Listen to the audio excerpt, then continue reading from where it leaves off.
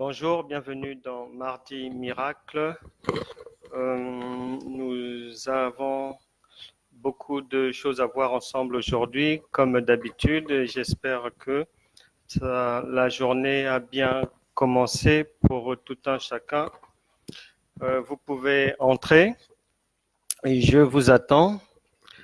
Il est 13 heures passées maintenant. Bonjour Flore. Sois vraiment béni, abondamment béni, et puis la maison aussi, les enfants aussi. Euh, Beaucoup de bénédictions à toi. Dieu est toujours au contrôle de toutes choses. Bonjour aussi à tous les autres qui rentrent. Mon frère Constant, bonjour. J'espère que la journée se passe bien. Bonjour aux uns, aux autres. Vous pouvez entrer, vous pouvez entrer. Vous pouvez entrer et pour aujourd'hui, donc, le Saint-Esprit a voulu qu'on puisse voir ensemble quelque chose de particulier. Bonjour Amandine, sois bénie depuis l'Italie. Je disais donc que le Saint-Esprit a tenu à ce qu'on puisse voir quelque chose de particulier aujourd'hui, tout simplement parce que il y a beaucoup d'erreurs dans la marche chrétienne et puis l'une des erreurs que les gens commettent, ça peut être du fait de leur propre ignorance ou bien du fait de l'ignorance des serviteurs de Dieu, de leur leader, parce qu'il est dit que dans ce monde, la plus belle femme du monde ne peut que donner que ce qu'elle a. Donc, si elle n'a pas, soit vous avez, ou soit vous n'avez pas. Et parmi les erreurs qu'on retrouve dans la marche chrétienne, euh, l'une d'elles se trouve au niveau du pardon et que les gens n'ont pas, en fait, à l'esprit, n'ont pas la révélation de ce qu'est véritablement le pardon et à quel moment est-ce qu'on est pardonné et quels sont les critères pour que Dieu puisse pardonner quelqu'un. C'est pas vraiment je dirais pas, je n'emploierai pas le mot gratuit, mais il y a quand même une contrepartie au pardon qui existe. Donc, nombreux jusqu'aujourd'hui marchent comme se considérant comme ayant été pardonnés, mais en fait, ils n'ont jamais été pardonnés par Dieu. Et c'est pour ça que leur tracasseries se poursuivent. Et c'est pour lever un peu cette ambiguïté que le Seigneur a voulu aujourd'hui que nous puissions parler ensemble du pardon. Et j'ai intitulé mon enseignement d'aujourd'hui Comment obtenir le pardon de Dieu dans la foi. Et les objectifs pour moi sont de vous permettre d'apprendre à méditer la parole de Dieu, que cette parole puisse demeurer gravée dans vos consciences, dans vos cœurs, par cet enseignement, par cette en même temps prédication, et de permettre à votre foi de croître et de devenir réellement agréable à Dieu en vue de votre guérison, de votre délivrance ou de votre épanouissement, que ce soit dans le ménage, à la ville ou au travail. Et l'objectif que Dieu vise pour vous, c'est que vous puissiez être enseigné, instruit, que la parole de Dieu puisse vous exhorter, vous consoler, vous guérir, qu'elle soit votre miroir pour que vous puissiez vous examiner en vue d'un nettoyage pour aller de l'avant. Les objectifs pour vous, c'est que vous puissiez recevoir la révélation divine, la délivrance, et que vous puissiez être bénis par Dieu enfin, parce que sur terre ici, en ce qui vous concerne, en ce qui nous concerne tous, il faut que la vie se passe et qu'elle se passe bien et même très bien si on s'en tient aux promesses que Dieu nous a faites. Je vous renvoie à Jean chapitre 10, verset 10, deuxième partie de ce verset. Et je n'ai pas voulu intituler cet enseignement comment obtenir le pardon de Dieu par la foi, parce qu'il y a une grande différence entre par la foi et dans la foi. Par la foi, c'est trop petit, c'est restrictif, et puis ça fait fourre-tout, et puis on peut marcher par la foi, mais cette foi-là ou cette marche n'est pas vraiment convenable au Seigneur. Or, lorsqu'on dit que le pardon s'obtient dans la foi, ça veut dire que non seulement vous êtes dans la marche par la foi, mais vous êtes en train de faire en sorte que votre foi soit réellement agréable à Dieu. Donc, à l'intérieur de cette foi, vous allez faire tous vos efforts afin d'y retrouver ce que Pierre a dit, les vertus chrétiennes, l'honnêteté, la maîtrise de soi, la patience, la discipline, le fruit de l'esprit, Galates chapitre 5, verset 22, mais la politesse, la vie de prière, le courage, la détermination, la sagesse, la connaissance, l'intelligence. Et c'est pour ça que pour aujourd'hui, pour nous, la question se pose selon le Saint-Esprit, bien évidemment, par comment obtenir le pardon de Dieu dans la foi.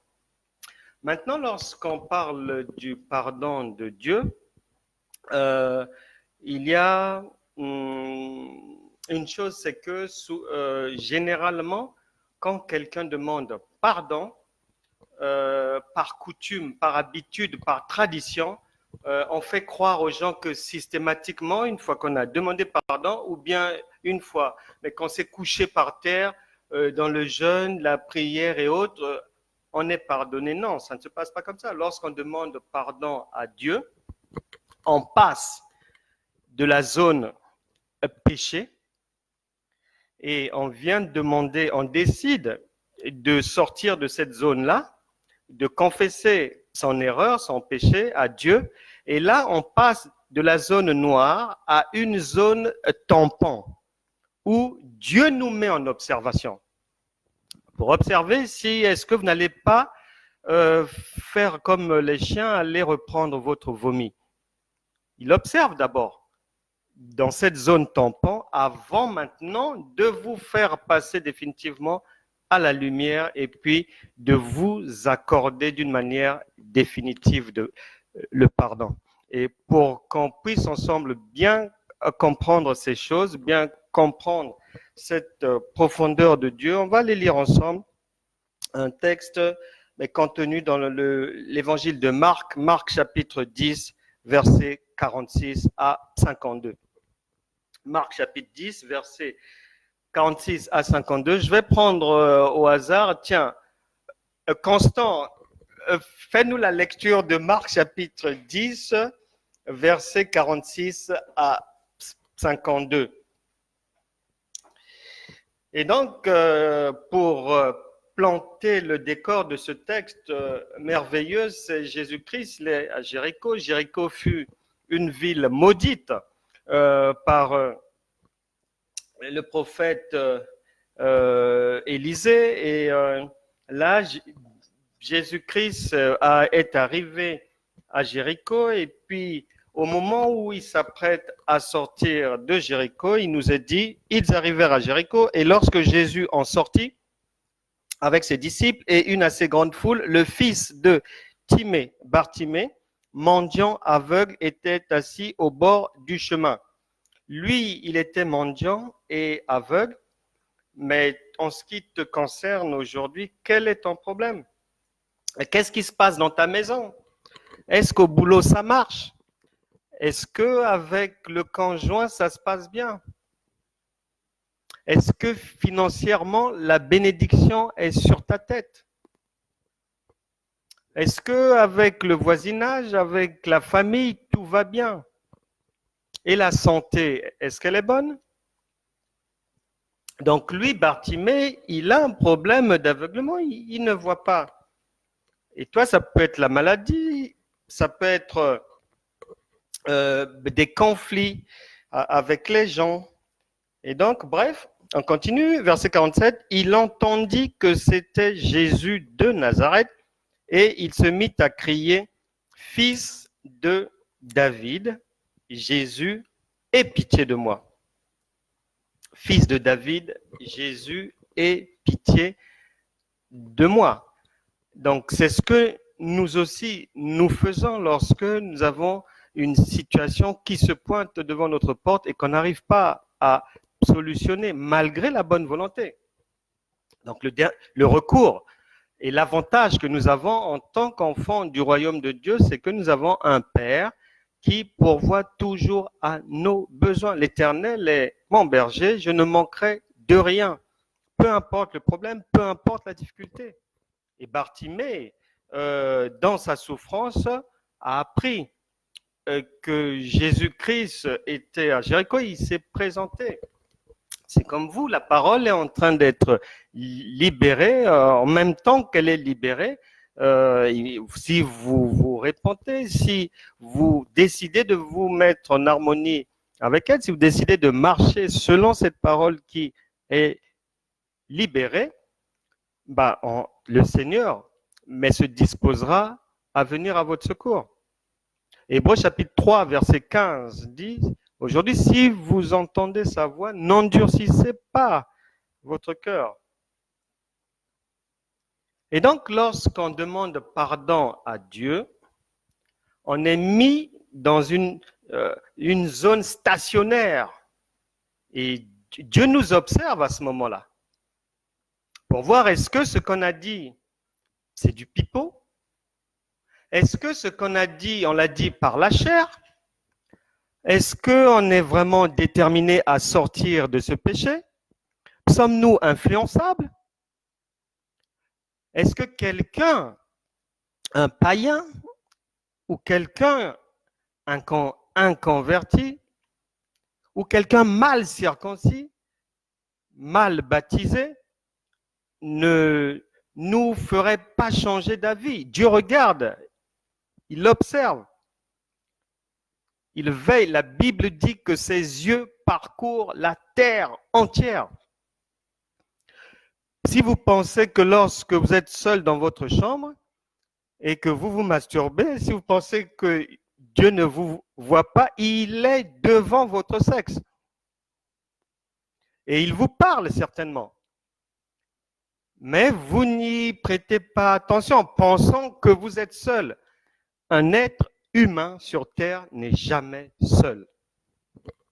La Bible déclare que même les ténèbres sont lumière pour Dieu. Même si vous allez vous essayez d'aller vous cacher dans une cave, c'est peine perdue. Jonas a tenté de fuir Dieu. Adam et Ève pensaient que leur nudité était cachée. Non. Devant Dieu, rien n'est caché. Donc nous sommes mis en observation dans cette zone tampon. Et là, à partir de là, Dieu va observer. Il va nous observer pour voir est-ce que nous allons rentrer les standards. Nous allons rentrer dans les standards qu'il nous faut.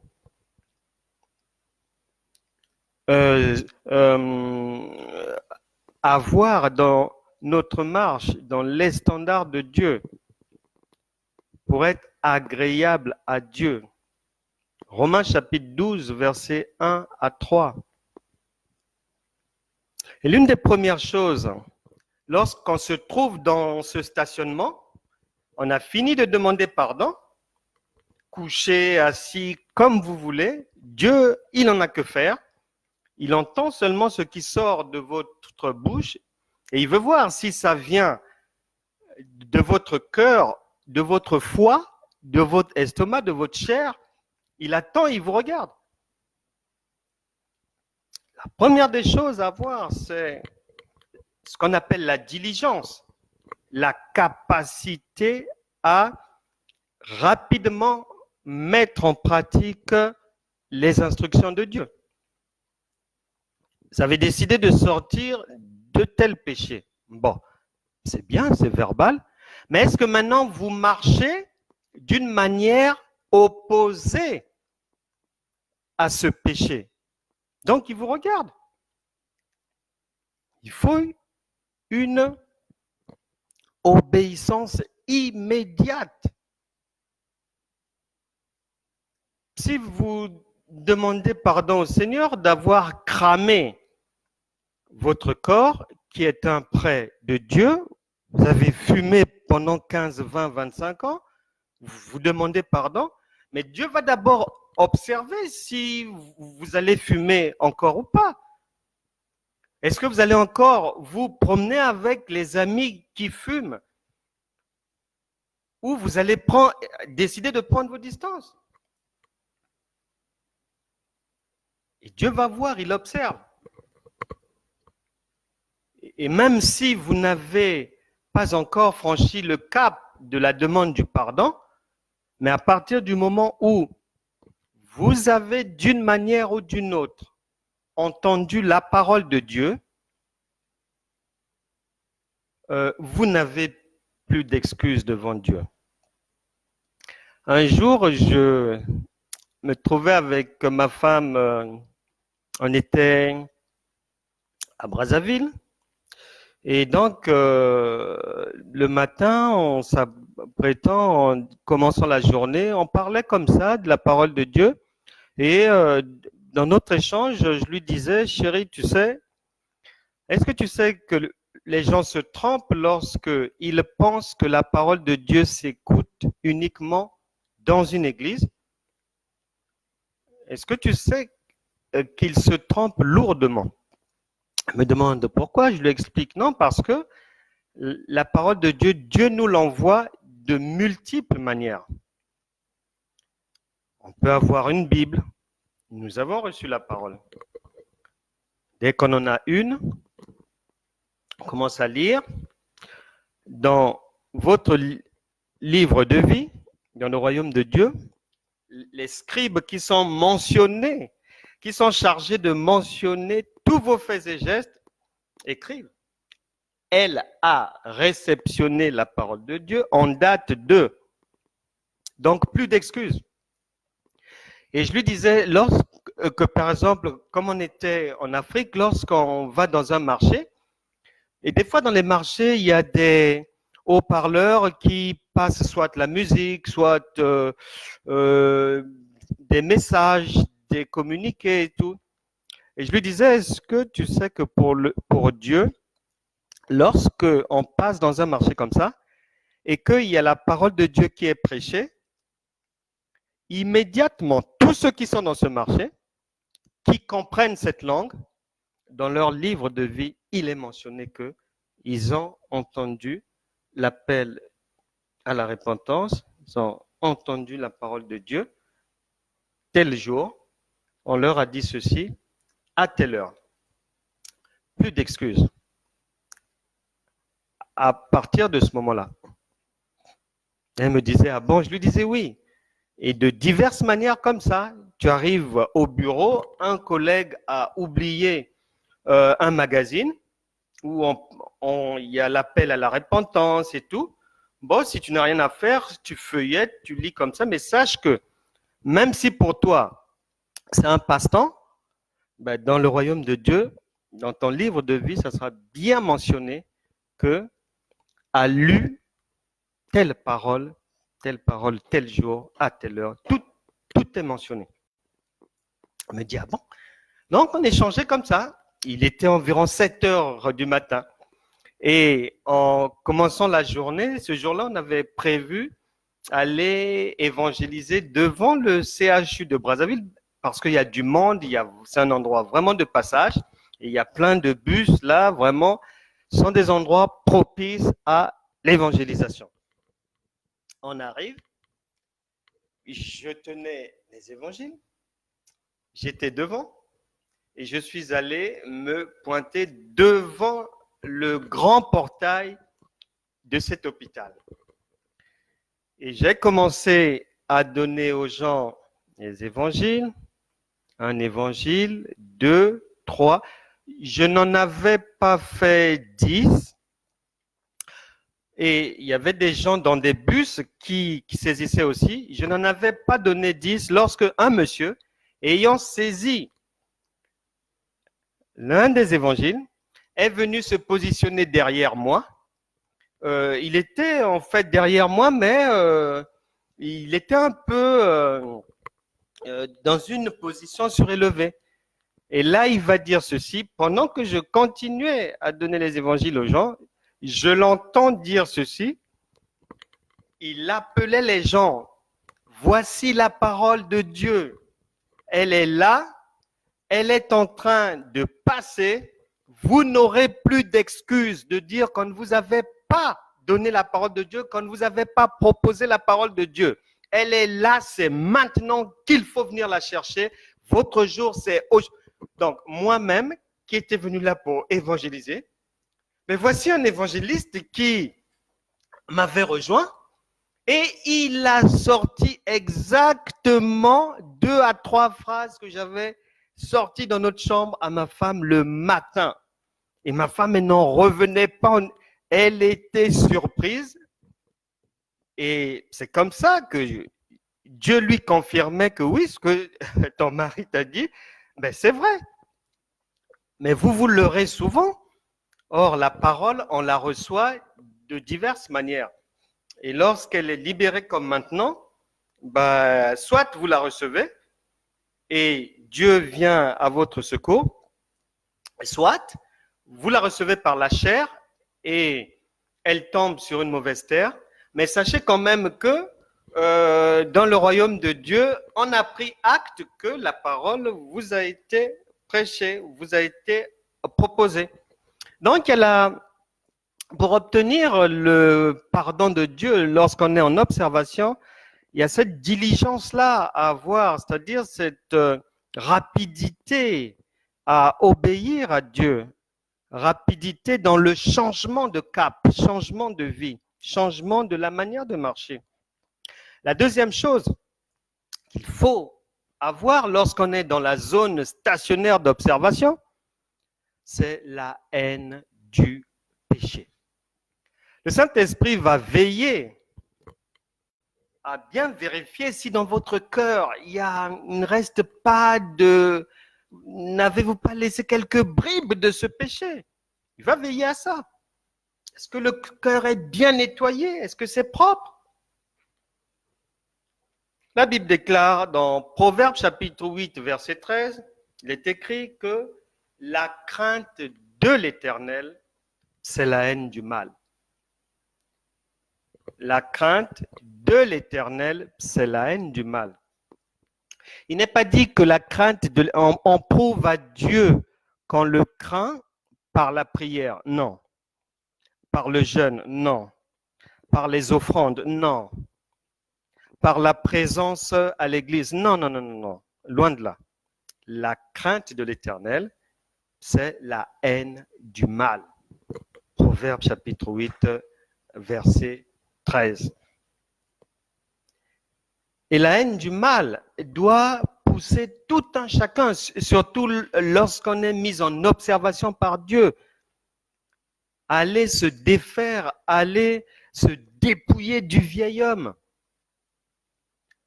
de la corruption, du mensonge,